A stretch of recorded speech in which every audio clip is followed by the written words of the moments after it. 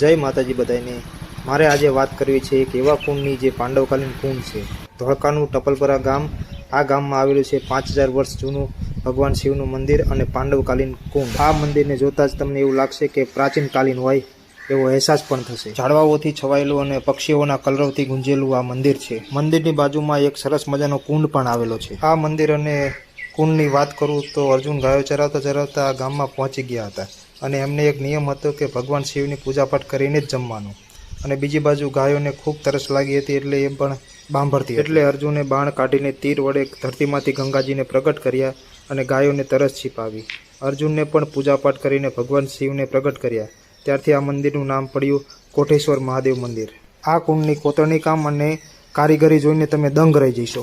આ કુંડમાં ચારે બાજુ સીડીઓ મૂકવામાં આવેલી છે। 5 પાંડવોની મૂર્તિ અને દ્રૌપદીની મૂર્તિનું પણ કોતરણી કામ કરવામાં આવેલું છે। અને હા, ખાસ વાત તો રહી જ ગઈ, કોઠ ગામનું નામ છે તે કોટેશ્વર મહાદેવ મંદિરના નામ પરથી જ પાડવામાં આવ્યું છે। જો તમે ધોળકા આવતા જતા હોય તો આ મંદિર અને પાંડવકાલીન કુંડ જોવાનું ભૂલતા નહીં। બીજા ઘણા પણ મંદિરો છે, સ્થળો છે જે જોવાલાયક છે, જેમ કે ગણપતિ મંદિર, અરણેજ મંદિર, મલાવ તળાવ।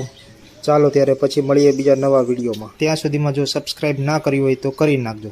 હર હર મહાદેવ।